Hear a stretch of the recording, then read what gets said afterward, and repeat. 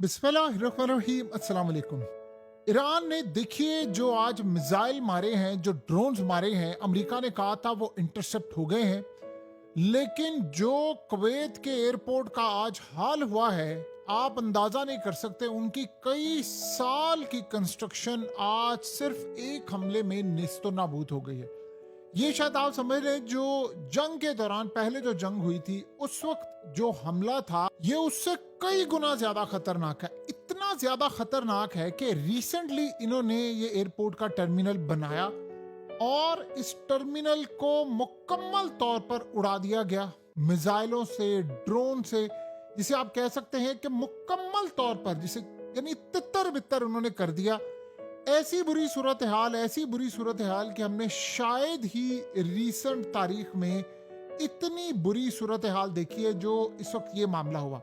और ये अब तक का आप समझ लें सबसे ज्यादा तबाहकुन हमला था। अब तक का सबसे ज्यादा तबाहकुन हमला जो था वो ये था। ड्रोन आए, मिसाइल आए, उन्होंने धज्जियां उड़ा कर रख दी हैं पूरी तरह। यानी आप समझ लें कि मुकम्मल तौर पर वाइप आउट कर दिया है चीजों को।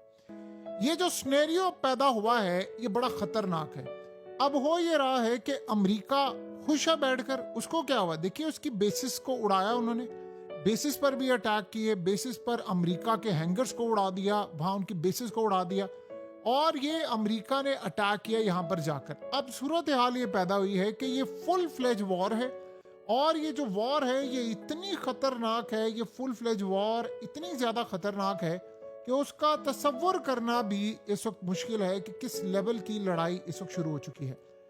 अमेरिका के लिए सबसे बड़ा क्या चैलेंज बना हुआ है? अमेरिका के लिए सबसे बड़ा चैलेंज ये बना हुआ है कि अब उसको अपनी साख बचानी है। लेकिन गल्फ कंट्रीज के लिए सबसे बड़ा चैलेंज ये बना हुआ है कि इस एयरपोर्ट को, देखिए इनको बनाया गया था, इस तरह का जो इंफ्रास्ट्रक्चर होता है उसको बनाते बनाते आपको 4-4, 5-5 साल लगते हैं।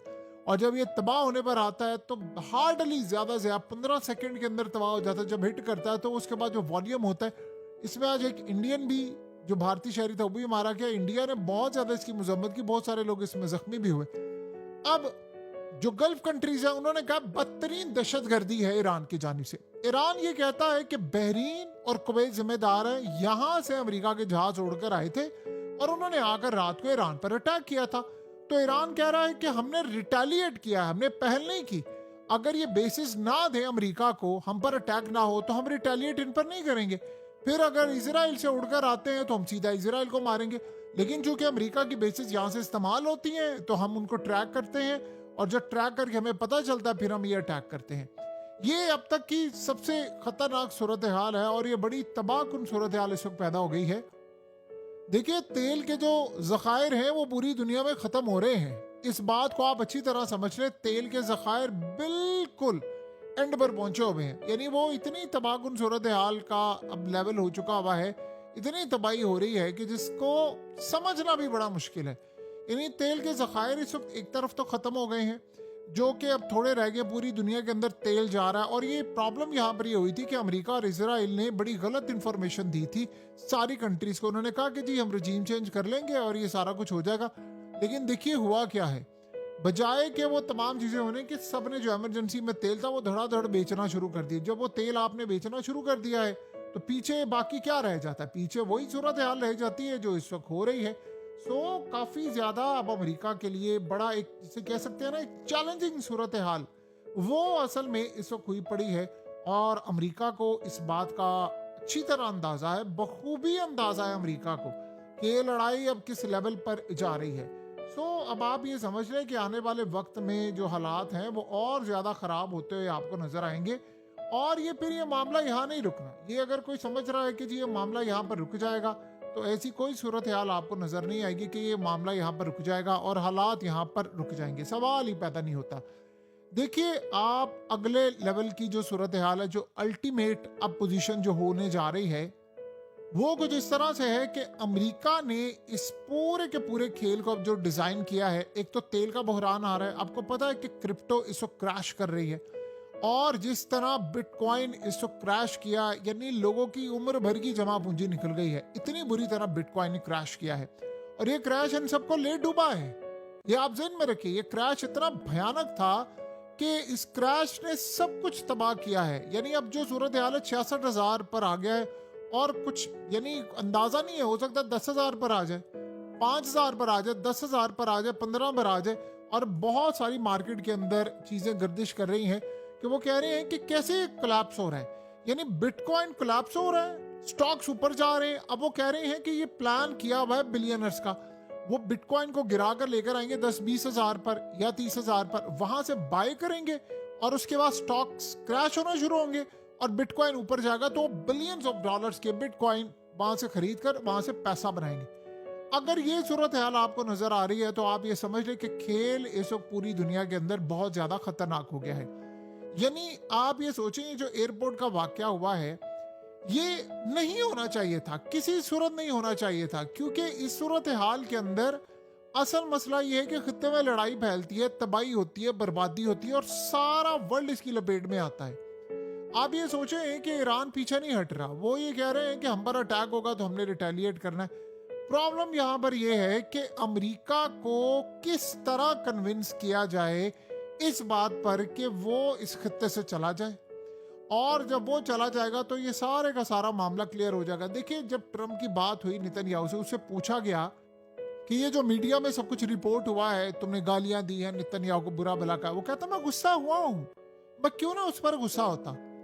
मैंने उसको कहा जंग बंद करो, ईरान के खिलाफ हमारी लड़ाई है, उसने आगे से यानी अटैक पर अटैक कर रहा है तो मैं उस पर गुस्सा था। लेकिन प्रॉब्लम यह है उसके बाद क्या हुआ, उसके बाद अमेरिका ने खुद अटैक कर दिया।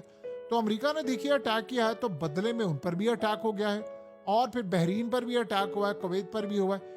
यानी जहां से अटैक होगा वहां से वो होता है। प्रॉब्लम ये है कि अब हो क्या रहा है, हो ये रहा है कि ईरान के पास है मालूमात, ईरान को अच्छी तरह पता है, उनके पास बड़ी हाई लेवल की मालूमात है, उनको ये बात अच्छी तरह मालूम है कि हमें कैसे मैनेज करना है चीज़ों को, हम क्या कर सकते हैं। उनके पास सारी इतलात इस वक्त मौजूद है कि कहाँ से जहाज उड़ रहे हैं, रियल टाइम इंटेलिजेंस इस वक्त इनके पास मौजूद है। तो जब इनके पास रियल टाइम इंटेलिजेंस है तो जाहिर सी बात है कि वो इसका फ़ायदा उठा रहे हैं और वो अटैक करना चाहते हैं और वो अटैक कर भी रहे हैं। ये भी एक अहम सूरत हाल है कि वो अटैक भी कर रहे हैं और ये चीज़ें भी देख रहे हैं। सो अमेरिका के लिए एक बहुत बड़ा चैलेंज तो बना हुआ है कि हम इस सूरत हाल को कैसे मैनेज करें, चीज़ों को कैसे मैनेज करें। सो अमेरिका यहाँ पर देख रहा है इस सारे सिनेरियो को और अगले लेवल पर जाकर देख रहा है। तो ये अब आप समझ लें कि हम एक बहुत बड़े बहरान की तरफ जा रहे हैं। देखिए, इस जंग को बंद हो जाना चाहिए। अगर ये जंग बंद ना हुई तो बहुत कुछ तबाह हो जाएगा, और इसको ये जो चीज़ें, चाहे वो एयरपोर्ट का टर्मिनल है, ये चीज़ें हैं या कुछ भी है, चाहे वो ईरान का इंफ्रास्ट्रक्चर है, ये जो तबाही होती है इसको रीबिल्ड करते, इसको ठीक करते आपको 10-10 साल लग जाते हैं। आप डिजाइन करते हैं, आप 10 साल लगा देते हैं और सिर्फ 10 मिनट के अंदर ये सब कुछ तबाह हो जाता है। अब आप ये सोचें कि अगर नहीं तबाह हुआ, इसराइल का भी बहुत ज्यादा कुछ तबाह हुआ है, ईरान का भी हुआ है, गल्फ कंट्रीज का भी हुआ, नहीं तबाही हुई तो अमेरिका के अंदर नहीं तबाही हुई। जाहिर सी बात है, अमेरिका के अड्डों पर तबाही हुई है, उसके बहरी जहाजों पर तबाही हुई है, लेकिन वहां तबाही नहीं। उसकी रीजन क्या है? उसकी रीजन ये है कि जंग अमेरिका में नहीं हो रही। तो यही सूरत हाल है कि इसका एक ही हल है कि अमेरिका के अड्डे अब खत्म करने पड़ेंगे। अमेरिका को अगर आप बाहर भेज देते हैं तो फिर यमन आ जाएगा। देखिए, अब हुआ क्या है, डोनाल्ड ट्रम्प क्या कह रहा है, वो कहता है जी मैं मुश्तबा खामनाई से मिलने को तैयार हूँ। वो कहता है मुझे नहीं पता क्या होगा, लेकिन आने वाले वक्त में मैं उनसे मिलने के लिए तैयार बैठा हूँ। आप ये सोचें, जिस बंदे को मारने के लिए इन्होंने फोर्स भेजी या सारा कुछ किया, अब उसको मिलने के लिए तैयार है क्योंकि लड़ाई वो नहीं जीत पा रहे। सवाल ये पैदा होता है कि इसका सोल्यूशन क्या है, ये कब तक ये मामला होगा क्लियर? यानी कोई सूरत हाल है बाकी रह गई है, ये मामला कब तक क्लियर होगा? ये लड़ाई होती रहेगी, तबाही होती रहेगी, वो अटैक करते रहेंगे, उन पर अटैक होता रहेगा, वो तबाही करते रहेंगे, वो तबाही, पूरी दुनिया सफर करती रहेगी, तेल का बहरान, चीजों का बहरान, ये सब कुछ चलता रहेगा। तो बताएं कि ऐसी सूरत हाल में फिर बाकी मामला क्या चलेंगे? तो आप ये समझ लें कि जो इस वक्त हालात जारी हैं, जो इस वक्त तबाही हो रही है, जो बर्बादी हो रही है, वो साफ नजर आ रहा है, बिल्कुल टोटली साफ नजर आ रहा है कि चीजें इस वक्त आउट ऑफ कंट्रोल है। और अगर हमें यह लगता है कि चीजें इस तरह फिट नहीं बैठ रही, हमें ये चीजों को देखना चाहिए, तो देखिए फिर एक चीज ज़हन में रख लें, इसके साथ अब पूरा वर्ल्ड तबाह होगा। फिर इसके असरात पाकिस्तान पर आ रहे हैं, इंडिया पर आ रहे हैं। इंडिया की तो अब हालत देख लेना, उनको अपना $12 अरब का गोल्ड बेचना पड़ा है अपनी करेंसी स्टेबल करने के लिए।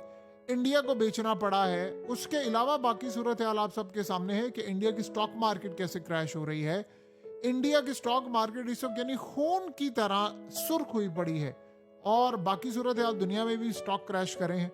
ट्रंप और उसके हवारियों के स्टॉक्स आगे बढ़ रहे हैं क्योंकि उनको इनसाइड इंफॉर्मेशन होती है। इनसाइडर जो होते हैं वो ट्रेड प्लेस करते हैं, वो बाय करते हैं, वो सेल करते हैं, उनको पता होता है। लेकिन जो बाहर बैठा हुआ, बाहर बैठने वाले जो लोग हैं, उनका क्या हाल होता है वो आप सब अच्छी तरह जानते हैं। जो हालात इस वक्त जारी हैं, जो तबाही इस वक्त हो रही है।